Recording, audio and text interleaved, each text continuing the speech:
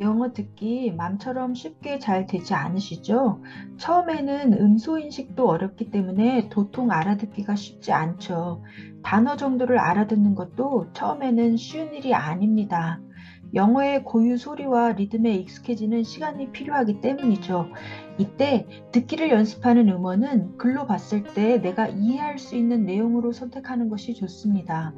읽기 교육에 익숙한 성인의 경우 영어 읽기를 어느 정도 궤도에 올려놓은 이후에 듣기로 넘어가는 것도 하나의 방법이 될 수 있습니다.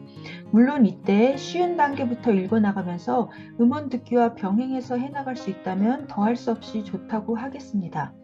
글로 봐도 모르는 내용이라면 소리만으로 이해하기가 가능해지기는 더 어렵죠.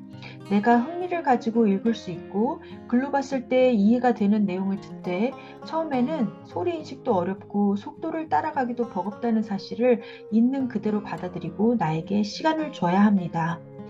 구간 반복 앱을 사용해서 문장별로 여러 번 반복해서 듣는 것을 추천합니다. 그렇게 포기하지 않고 듣다 보면 영어 소리에 점차 익숙해지면서 단어, 의미 덩어리 등이 귀에 들어오기 시작합니다. 하지만 문장 단위로 듣는 것은 그것이 짧은 문장이라 하더라도 이 시점에 바로 들어서 이해하기는 아직 어렵습니다. 포기하지 않고 꾸준히 계속 들어야 하지만 힘들 때는 과감히 쉬어가는 것도 좋습니다. 그렇게 쉬었다가 듣더라도 듣기 실력은 말하기처럼 아예 다시 제로 베이스로 돌아가 버리지는 않으니까요. 그렇게 해서 이후에는 드디어 짧은 문장이 들리게 되는 순간이 옵니다. 하지만 그렇더라도 여전히 복문, 장문의 경우 읽기로는 이해되는 내용이라도 듣기로 긴 문장을 한 번에 들어서 바로 이해하는 데는 다시 또 듣기에 계속 매진하는 시간이 필요합니다. 소리 기본 단위들을 알아듣게 되고 그 시간이 차고 넘쳐서 이제 단문이 들어서 이해되고 다시 단문을 이해하는 시간이 충분히 차고 넘치는 단계를 지나 장문이 들리기 시작하는 때가 옵니다. 그리고 이후에는 빠른 속도의 말하기나 불분명한 말하기의 경우도 의미를 알아차릴 수 있는 단계가 남아있죠.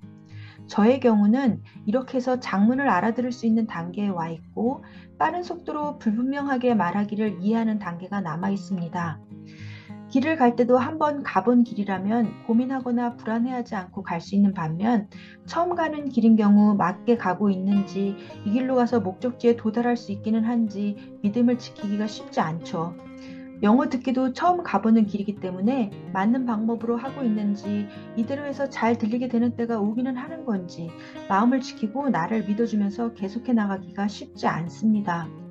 하지만 내가 읽어서 이해할 수 있는 내용으로 반복해서 듣는 방법을 택하고 있다면 맞는 길에 서 있는 것입니다. 쉬다가 다시 하기를 반복한다고 해도 기본적으로 손을 놓지 않고 꾸준히 영어 듣기에 접하고 있다면 잘 들리는 때가 분명히 옵니다.